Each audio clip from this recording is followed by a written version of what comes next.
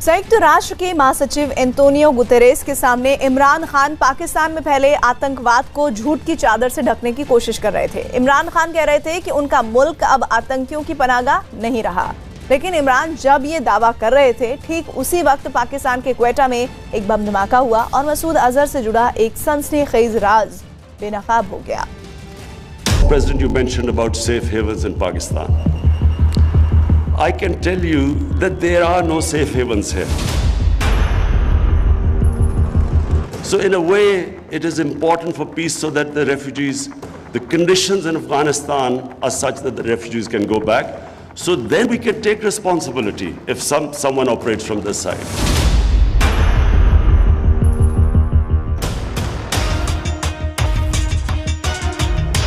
पाकिस्तान के वजीर आजम इमरान खान लड़खड़ाती जुबान से दुनिया के सामने सच का मुंह दबाने की कोशिश कर रहे थे। दहशतगर्दी के खिलाफ इमरान खान नियाजी ईमानदारी से जंग लड़ने के दावे कर रहे थे।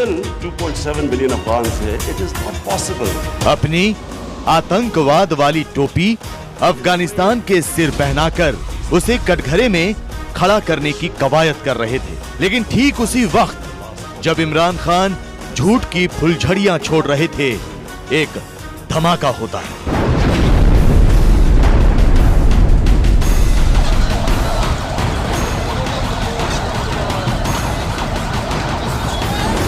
और पाकिस्तान में 10 लोगों की जान चली जाती।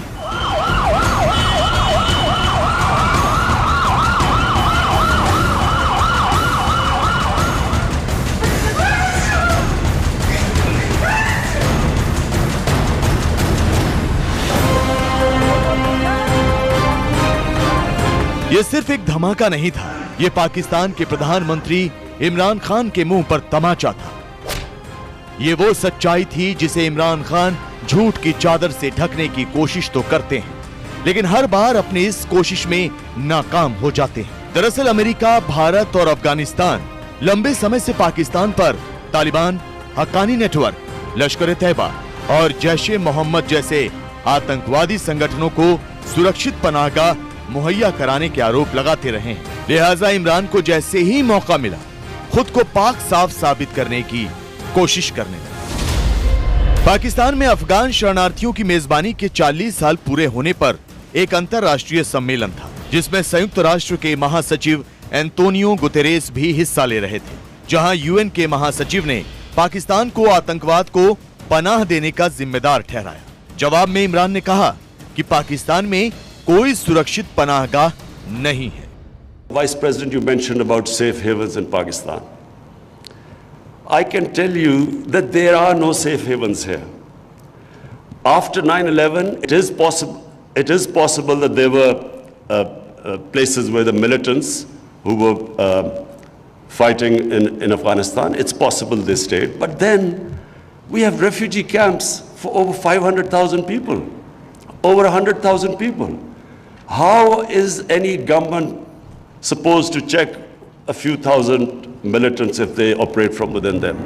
अव्वल दर्जे के झूठे हैं इमरान खान और उतने ही चालाक भी। इमरान ने बात बात में ये भी साफ कर दिया कि अब उनका मुल्क आतंकवाद के खिलाफ लड़ाई में किसी भी देश का साथ नहीं देगा। मतलब ये कि पाकिस्तान आतंक की मुखालफत नहीं करेगा, क्योंकि इससे गरीबी आती है और उस गरीबी से निपटने में सरकारों को एड़ी चोटी का जोर लगाना पड़ता है। Because our areas on the borders, on the Durand line, either side of the border, this war on terror has devastated the people. There's massive poverty there. And the one way we can actually bring jobs and prosperity is by having trading relationship and peaceful relationship.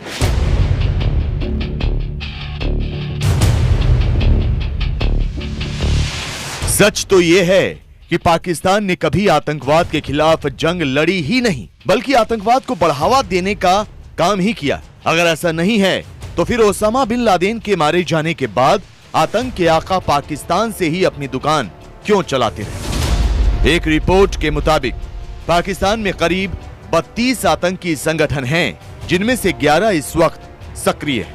Pakistan में 26 से ज्यादा आतंकी अड्डे हैं, जिनमें से ज्यादातर LOC के पास है। पाकिस्तान में हाफिज सईद, मसूद अजहर और सैयद सलाहुद्दीन जैसे मोस्ट वांटेड आतंकवादी रहते हैं। पाकिस्तान की सेना और खुफिया एजेंसी ISI आतंकियों की मदद करती है।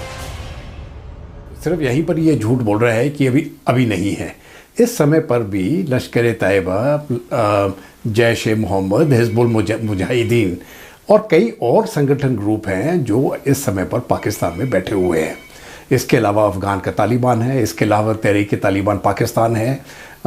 तो ये कहना कि पाकिस्तान सेफ हेवन नहीं है टेररिस्ट के लिए, ये बात बिल्कुल गलत है। आतंक की पौध तैयार करना और दुनिया भर में उसकी सप्लाई कर दहशत फैलाना पाकिस्तान की पहचान है। तो अपनी इसी पहचान को फरेब की कलम से मिटाने की कोशिश कर रहे हैं इमरान खान, लेकिन उनकी इस कोशिश का भंडाफोड़ हो जाता है, जैसा मसूद अजहर के मामले में हुआ। पाकिस्तान ने कहा कि मसूद अजहर लापता हो गया है, जबकि वो लापता ना होकर इमरान के बेहद करीब रह रहा है। दरअसल पाकिस्तान मसूद अजहर को लापता बताकर भारत और पूरी दुनिया को गुमराह करने की कोशिश कर रहा है। पाकिस्तान FATF की ब्लैक लिस्ट से बचने की कवायद कर रहा है। चीन की मदद से वो ग्रे लिस्ट से भी बाहर आने के लिए झूठ का मकर जाल बुन रहा है। लेकिन दुनिया को पता चल चुका है कि मसूद अजहर पाकिस्तान में ही है। कहां है आतंक का मौलाना? क्या कर रहा है मसूद अजहर? मसूद अजहर के ठिकाने की रखवाली में इमरान ने कितने सिपाही तैनात किए हुए हैं? इसकी इनसाइड स्टोरी अभी बाकी है। इमरान खान और उनकी सेना मसूद अजहर को बचाने की हर मुमकिन कोशिश कर रही है, क्योंकि FATF की नजरें इन पर टेढ़ी हो गई है। लिहाजा इमरान ने मसूद अजहर के लापता होने की अफवाह फैला दी, जबकि हकीकत तो यह है कि मसूद अजहर इस्लामाबाद से महज 8 किलोमीटर दूर तक VIP इलाके में रह रहा है। मसूद अजहर की निगरानी में सेना और ISI के लोग तैनात किए गए हैं। मौत के सौदागर मसूद अजहर पर बड़ा खुलासा। मोस्ट वांटेड मसूद के ठिकाने का पता चल गया। इमरान खान के घर के पास मसूद का अड्डा। पाकिस्तान आतंकवादी संगठन जैश-ए-मोहम्मद के सरगना और भारत के मोस्ट वांटेड आतंकी मौलाना मसूद अजहर के परिवार सहित लापता होने की बात कह रहा है। FATF से बचने के लिए पाकिस्तान की सरकार मसूद अजहर के गायब होने की अफवाह फैला रही है। लेकिन आज हम आपको बताएंगे कि पुलवामा हमले का मास्टरमाइंड मसूद अजहर कहां छिपा है, पाकिस्तान में उसके कितने ठिकाने हैं, कैसे वो पाकिस्तान सेना की निगरानी में ऐश की जिंदगी जी रहा है। ये है पाकिस्तान का रावलपिंडी शहर, राजा बाजार के लिए मशहूर रावलपिंडी शहर, जिसे कश्मीर का प्रवेश द्वार भी कहा जाता है, जबकि पाकिस्तान की राजधानी इस्लामाबाद से इसकी दूरी महज 28 किलोमीटर है। मतलब ये कि 50 मिनट में आप रावलपिंडी से इस्लामाबाद पहुंच सकते हैं। तो आपको बता दें कि न्यूज़ 18 को मिली जानकारी के मुताबिक मसूद अजहर फिलहाल इसी शहर में रह रहा है। यह है रावलपिंडी का इलाका चक शहजाद। इसी चक शहजाद गांव में मसूद अजहर परिवार सहित रह रहा है। चक शहजाद गांव जिन्ना रोड से सटा हुआ VIP इलाका है। यहाँ पाकिस्तान के बड़े बड़े नेताओं के फार्म हाउस हैं। यहाँ की जिन्ना रोड चक शहजाद इलाके को पाकिस्तान के नेशनल हेल्थ इंस्टीट्यूट से भी जोड़ती है। यानी मसूद अजहर की बीमारी को ध्यान में रखते हुए पाकिस्तान सरकार ने उसे यहाँ रखा है। अब जरा जिन्ना रोड के इस हिस्से को देखिए। यही रोड इस्लामाबाद से सटे VIP इलाके बनीगाला भी जाती है। बनीगाला वही पॉश एरिया है जो रावल लेक से सटा हुआ है और पाकिस्तान के प्रधानमंत्री इमरान खान का बंगला भी यही है। जिस चक शहजाद में मसूद अजहर रह रहा है, वहां से कुछ ही दूरी पर पाकिस्तान का विदेश मंत्रालय और उसके पास डिप्लोमेटिक एनक्लेव भी है। डिप्लोमेटिक एनक्लेव से ही पाकिस्तान की सरकार और नौकरशाही चलती है। चक शहजाद इलाका पाकिस्तान की राजधानी इस्लामाबाद से महज 8 किलोमीटर दूर है।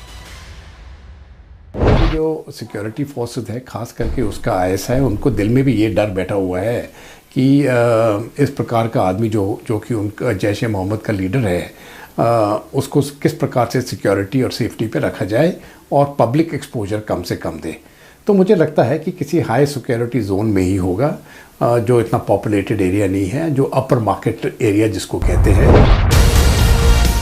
जाहिर है पाकिस्तान के प्रधानमंत्री और उनके सेनापति जनरल कमर जावेद बाजवा नहीं चाहते कि संयुक्त राष्ट्र से आतंकी घोषित हो चुके मसूद अजहर पर कोई कार्रवाई की जाए। इसीलिए FATF को पाकिस्तान ने कोरा झूठ बोल दिया कि मसूद अजहर परिवार समेत लापता है। जबकि वो प्रधानमंत्री इमरान खान के बेहद करीब रह रहा है और इसकी सुरक्षा में तैनात है रावलपिंडी की पुलिस, सेना के जवान और स्नाइपर।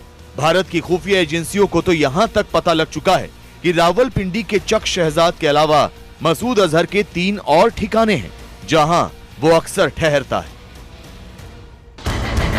मसूद अजहर का पहला पता है बहावलपुर में कौसर कॉलोनी, दूसरा पता खैबर पख्तूनख्वा प्रांत के बन्नू में मदरसा बिलाल हबशी और तीसरा पता है खैबर पख्तूनख्वा प्रांत के ही लक्की मरवत में मदरसा मस्जिद लुकमान।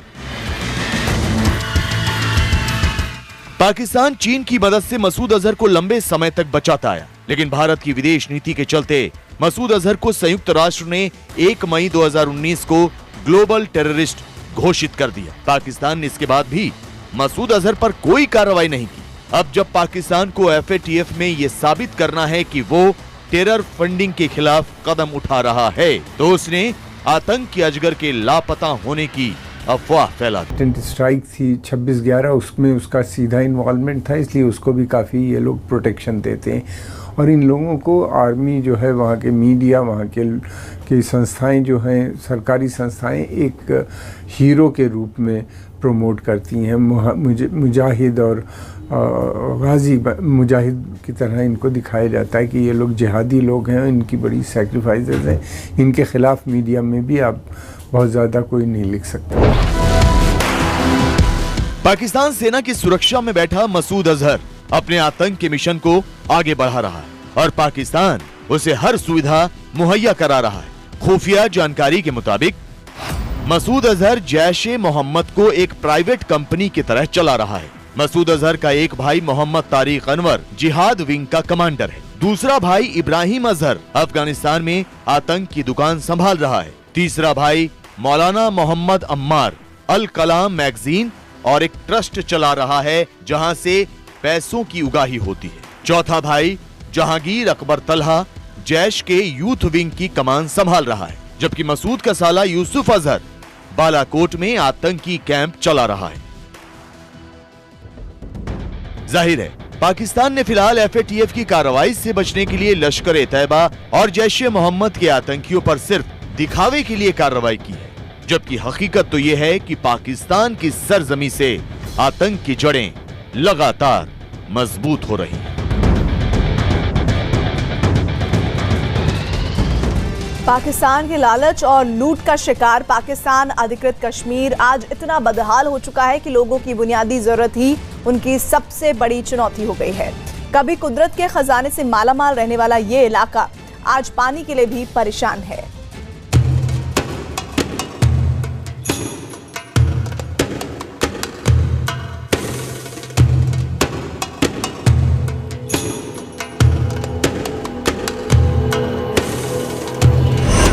POK में बड़ी मुश्किल है जिंदगानी, न खाने को रोटी है न पीने को पानी।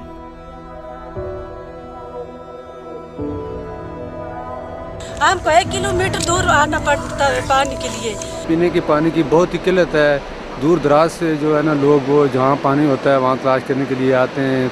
पानी ऐसे पीने ऐसा पानी शानी का।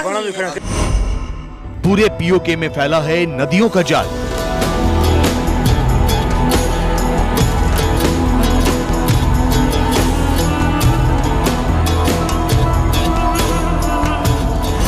लेकिन बूंद बूंद के लिए तरसते हैं POK के लोग।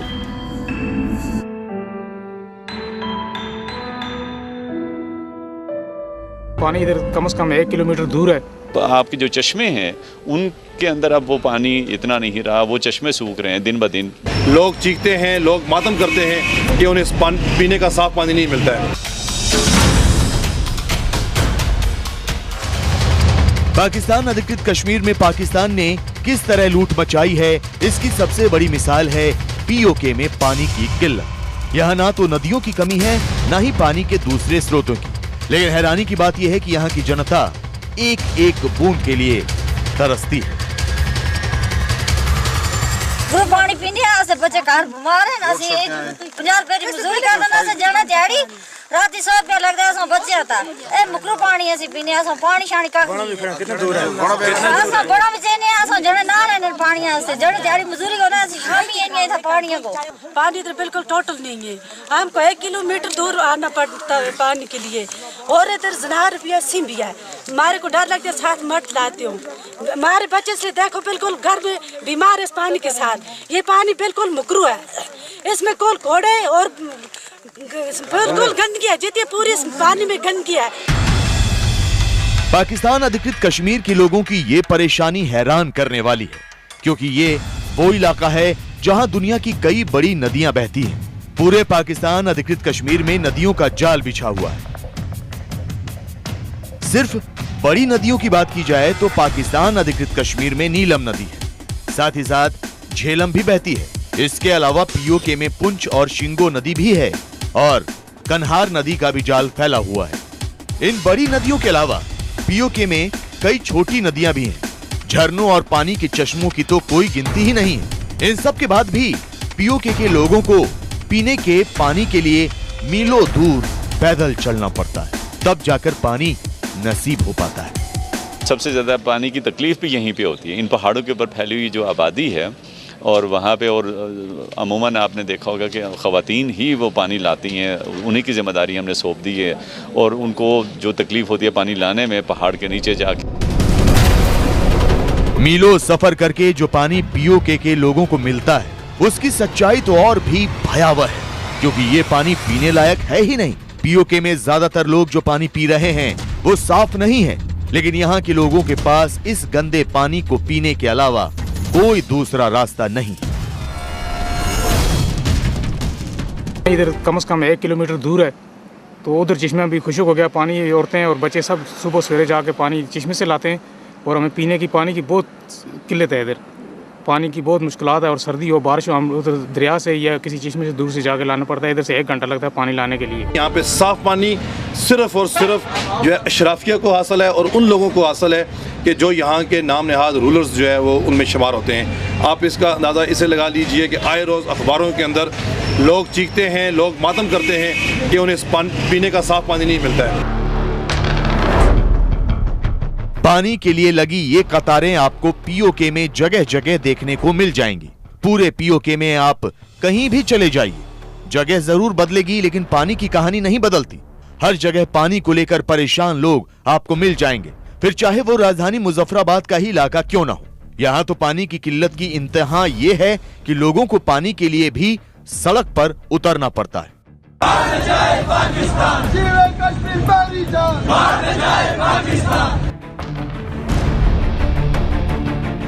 सड़क पर विरोध प्रदर्शन कर रहे ये लोग पाकिस्तान अधिकृत कश्मीर की राजधानी मुजफ्फराबाद के रहने वाले हैं। राजधानी में रहने के बाद भी इन्हें पीने के लिए साफ पानी मयस्सर नहीं है। हालात इतने बिगड़ चुके हैं कि इन्हें पानी के लिए सड़क पर उतरना पड़ रहा है।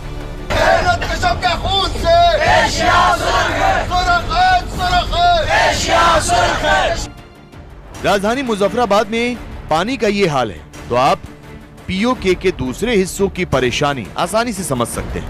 नदियों और झरनों से भरे पीओके में लोग बूंद बूंद के लिए तरस रहे हैं और ये परेशानी दशकों से चली आ रही है।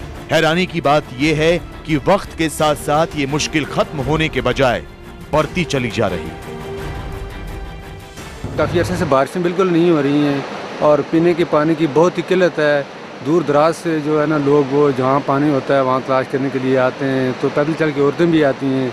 दरिया के पानी की ये पोजीशन है, काफ़ी अर्से से बारिश न होने की वजह से ये बिल्कुल जो खुश्क हो गया है।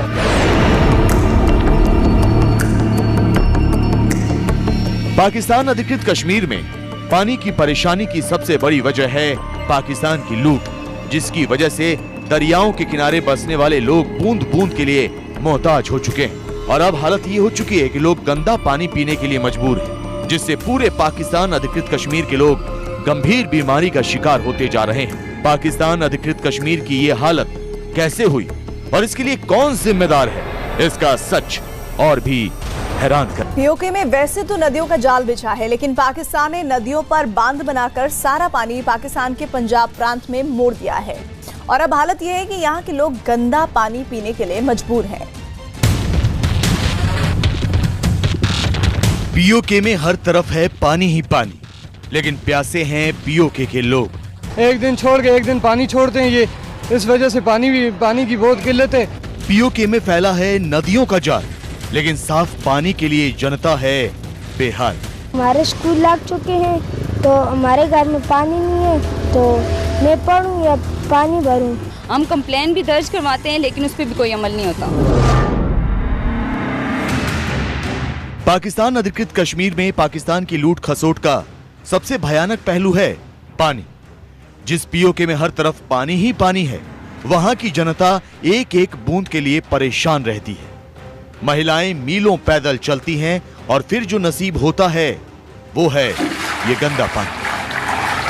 नदियों और झरनों की नगरी पीओके पानी के लिए इसी तरह परेशान रहती है और इसकी सबसे बड़ी वजह है पाकिस्तान की लूट, जिसने पीओके के पानी पर ऐसा पहरा लगा दिया है कि यहाँ के लोग बूंद बूंद के लिए मोहताज हो चुके हैं। तकरीबन 1.5 माह हो गया पानी नहीं आ रहा है, किसी के घर में भी नहीं आ रहा। तकरीबन 150 घर है। जिस टाइम हम जाते हैं पानी वाले के पास, वो कहते हैं आ जाते हैं, कल आते हैं, वरना वो आते नहीं हैं। वो टाल मटोल करते हैं, जो पैसे देते हैं तो पानी छोड़ देते हैं, जो नहीं देते हैं उनको पानी नहीं आता है। हमसायों से मांग के भरना पड़ता है, बहुत मुश्किल से गुजारा करना पड़ता है। ये साइड एरिया है थोड़ा सा, इस पे कोई गौर ही नहीं कर रहा। अब सबसे बड़ा सवाल यह है कि पीओके में पानी की किल्लत क्यों है? क्यों पानी के भरपूर संसाधन होने के बावजूद भी यहाँ की जनता प्यासी है? तो इसकी वजह समझने के लिए सबसे पहले बात करते हैं राजधानी मुजफ्फराबाद की। राजधानी होने के बाद भी यहाँ ना तो पीने का पानी है और ना ही खेतों के लिए पानी का इंतजाम। इसकी बड़ी वजह है नीलम झेलम बांध, जो राजधानी मुजफ्फराबाद से सिर्फ 40 किलोमीटर दूर है। पाकिस्तान नीलम झेलम परियोजना से बिजली पैदा करता है, लेकिन बांध की वजह से जमीन में पानी का स्तर गिर गया, जिससे इस इलाके के सभी कुएं और हैंडपंप सूख गए। यही नहीं, इस बांध की वजह से सिंचाई के पानी की भी किल्लत हो गई। नीलम झेलम परियोजना को लेकर पाकिस्तान अधिकृत कश्मीर का हर शख्स विरोध करता है। आए दिन इसके खिलाफ लोग सड़कों पर उतरते हैं।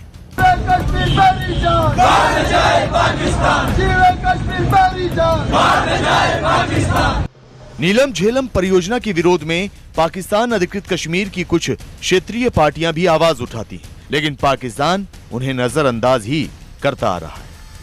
इस वक्त पाकिस्तान की तरफ से पाकिस्तानी मकबूजा कश्मीर में और गिलगित बल्तिस्तान में 2 बड़े डैमों का जो है वो प्रोजेक्ट चल रहा है। एक है नीलम झेलम हाइड्रो प्रोजेक्ट और दूसरा दयामर बादशाह डैम, जिसके लिए पाकिस्तान जो है वो आम लोगों से चंदा इकट्ठा कर रहा है। नीलम झेलम परियोजना से पाकिस्तान ने मुजफ्फराबाद को बूंद बूंद के लिए तरसने को मजबूर कर दिया, लेकिन पाकिस्तान के हुक्मरानों के जुल्मो सितम की कहानी यहीं खत्म नहीं होती। उसने इस परियोजना को अमली जामा पहनाने के लिए हजारों लोगों को बेघर किया, हजारों लोगों की जमीन छीनी, लेकिन किसी को मुआवजा नहीं दिया। आज वो लोग सड़क पर रहने को मजबूर हैं। पाकिस्तान अपने मुतनाज़ा इलाकों में ये डैम तामीर करके लोगों को डिस्प्लेस कर रहा है, उनको मुतबादल जगह नहीं दी जा रही, उनके लिए आबादकारी का कोई मनसूबा नहीं है। माहौल के जो बैनुल-अक़वामी स्टैंडर्ड है, एनवायरमेंटल प्रोटेक्शन एजेंसी के जो स्टैंडर्ड है, जो रिक्वायरमेंट है, उसको पूरा नहीं किया जा रहा, उनको बाईपास किया जा रहा है। नीलम झेलम परियोजना की ही तरह पाकिस्तान की एक और बिजली परियोजना का खमियाजा पाकिस्तान अधिकृत कश्मीर के लोग भुगत रहे हैं। इस बिजली परियोजना से मीरपुर और आसपास के लोग पीड़ित हैं। ये पाकिस्तान अधिकृत कश्मीर में बने मंगला बांध की तस्वीरें हैं। यहाँ से भी पाकिस्तान बिजली पैदा करता है, लेकिन इसने मीरपुर के लोगों की जिंदगी तबाह कर दी। मंगला बांध झेलम नदी पर बना है। इस परियोजना से बनने वाली बिजली को पाकिस्तान के पंजाब प्रांत में भेज दिया जाता है। यही नहीं, बांध से सारा पानी पाकिस्तान के पंजाब प्रांत में भेजा जाता है, जबकि मंगला परियोजना के लिए मीरपुर के हजारों लोगों को बेघर किया गया, जिन्हें कोई मुआवजा नहीं दिया गया। इसी परियोजना की वजह से मीरपुर के लोगों को पानी की किल्लत झेलनी पड़ रही है। पाकिस्तान की हुकूमतों के दरमियान इस हवाले से कोई मुआहदा भी नहीं हुआ। जो ज़मीन थी हमारी थी, जो वसाइल थे हमारे थे, पानी था हमारा था, और इसके अलावा जो भी मुतासरा A to Z हो रहे थे हम लोग थे, और इसके बदले में कोई एग्रीमेंट नहीं हुआ। पीओके के पानी को इसी तरह पाकिस्तान लूट रहा है और पाकिस्तान अधिकृत कश्मीर के कठपुतली प्रधानमंत्री राजा फारूक हैदर से जब इस बारे में सवाल किया जाता है तो उनका जवाब और भी हैरान करने वाला होता है।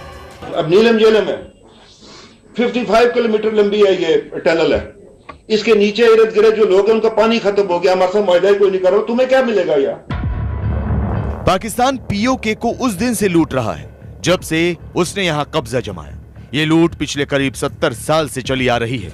अब तक पीओके के हर प्राकृतिक संसाधन लुट चुके हैं और अब हालात ये हो चुके हैं कि पीओके में न तो पीने का पानी है और न ही खेती के लिए, जिससे पीओके एक बड़ी भूखमरी की ओर तेजी से बढ़ रहा है।